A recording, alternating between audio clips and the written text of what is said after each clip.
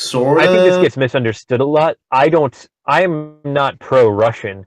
I know it comes off that way when I talk about, well, I don't believe their influence is this great. Like, I despise Russians with a passion, and so part of it's a bias because I'm part Ukrainian, but the other part of it is that I just look at the history of the Russian people, and they're this weird abortion of Eastern and Western culture where it's sort of like supposed to be Western traditionalism, like orthodoxy and such, but it's us or the spiritual, to use very Hegelian terms, the spiritual sort of despotism of the early European empires that was embodied in sort of the old Hebraic God and eternal father figure type patriarch.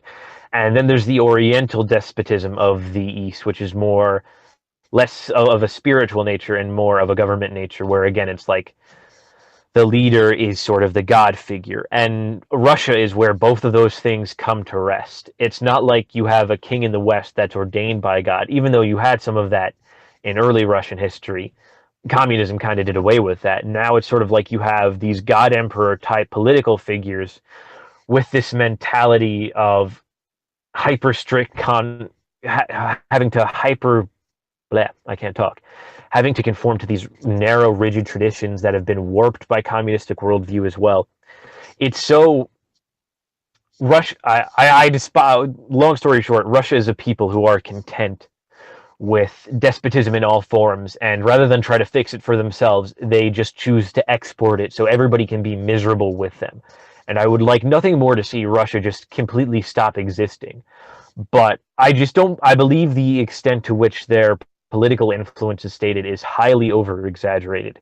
Because really, when people say Russia is a third world nation with first world weapons, that's a completely accurate statement. Because you still have people over there grave robbing in order to get food. You still have people over there living in crap living conditions. It's still like the economic state of the late Soviet Union. And it's the and the culture hasn't improved either. Like they haven't embraced a sort of Western traditionalism of embracing God. They're like they have abortions out the wazoo. They have drug problems to unparalleled degrees. Like the shit that goes on in the city of Omsk would make Detroit look like a fucking New York City under Giuliani. It's insane. But all of that put aside, I Oh, just don't think.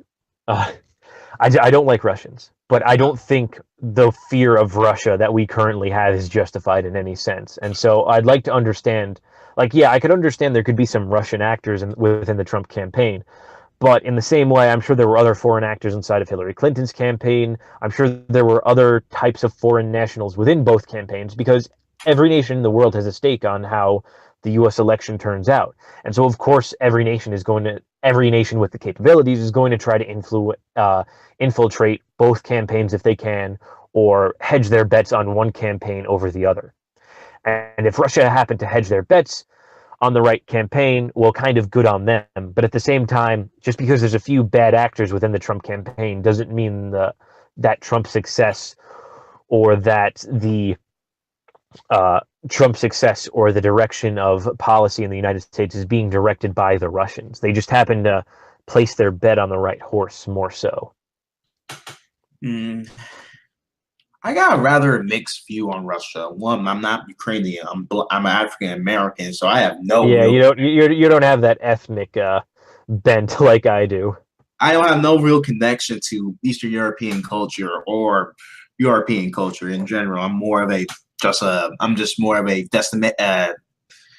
I'm just more of a weird breed of American and Afro culture.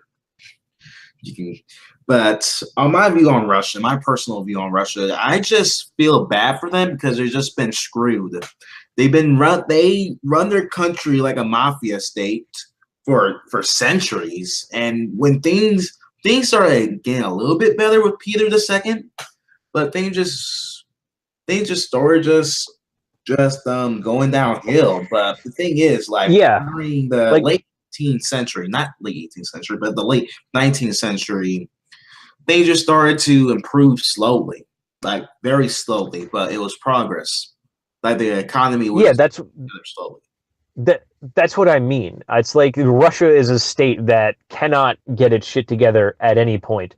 There's always been this massive gap between the high and the low, with an almost non-existent middle in terms of like the class and hierarchical structure of the nation and the people.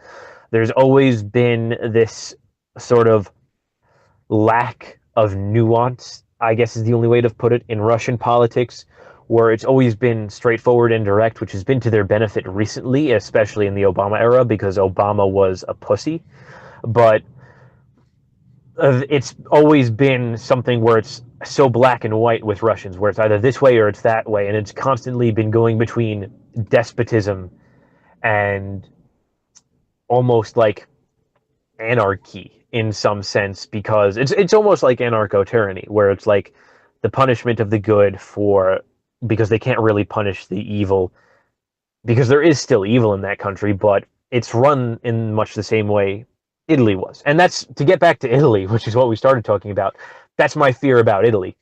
Italy is a state riddled with corruption and riddled with globalists who would benefit just as much from illegal immigration as some globalists in the U.S. would from Mexican immigration.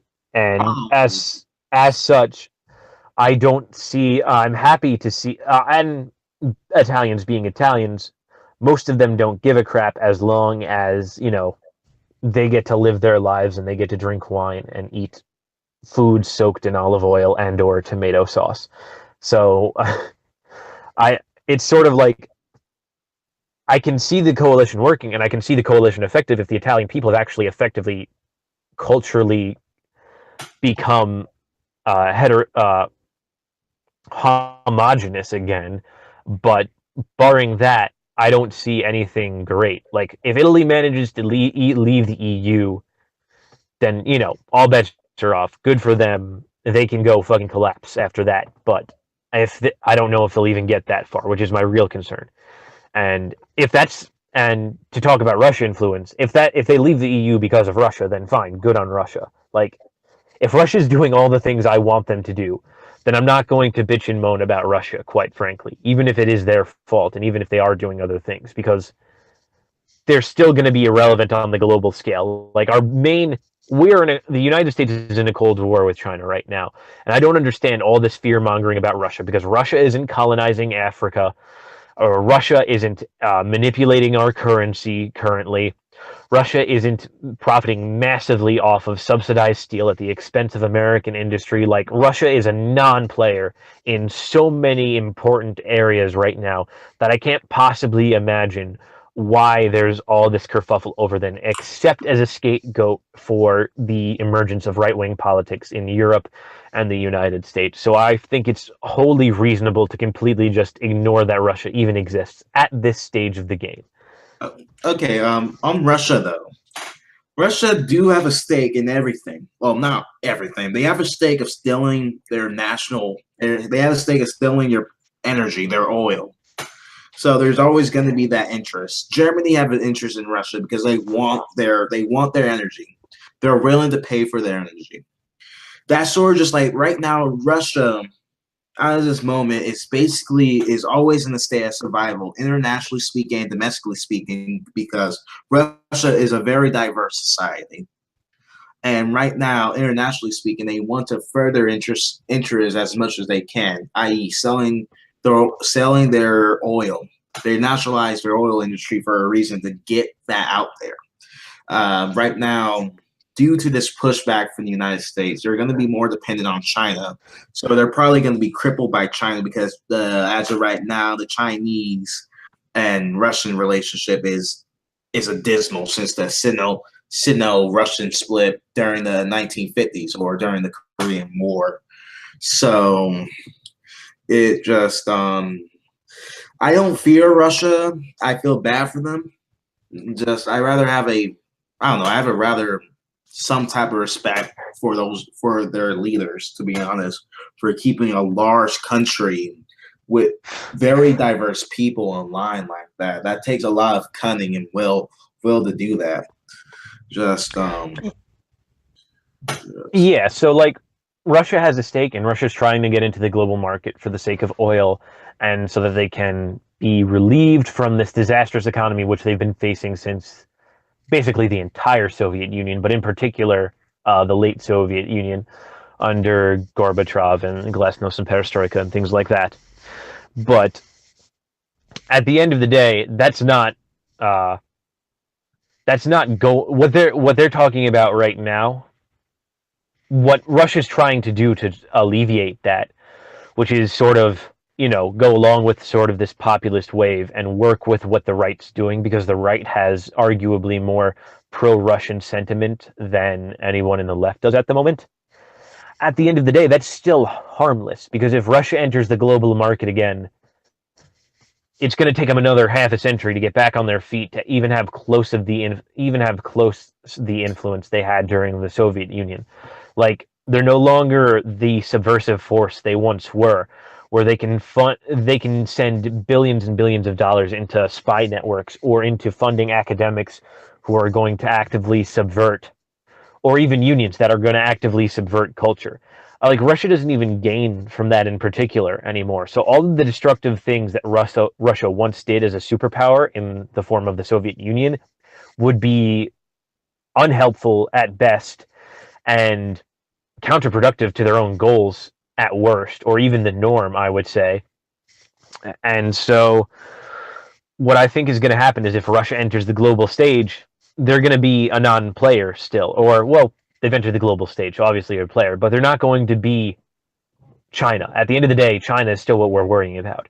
With their soft colonization, with their manipulation of currency, with their market effect right now, everything is tied into China. China is the economic and military power to worry about, whether it's their expansion in the South China Sea, whether it's what they're doing to the dollar. I'm repeating myself at this point, but again, Russia entering the global stage is a neutral thing. It's not going to spell any disaster for any portion of Europe, because even if the United States were to pull out of NATO, Europe could still hobble a defense together that would be enough to stave off the Russians, because the Russians are still working off of like 50s and 60s tech. Their army is so trash. It's unbelievable. And like, Russia isn't a Middle Eastern nation. I still believe that mutually assured destruction is a thing with them. And so we can pretty much take their nuclear arsenal off the table. It's just, I'm still baffled why we concern ourselves with Russia, but I know the left's doing it as a scapegoat, but I don't see them entering the global stage anytime soon. And if they do, I can't see the negative downsides of it.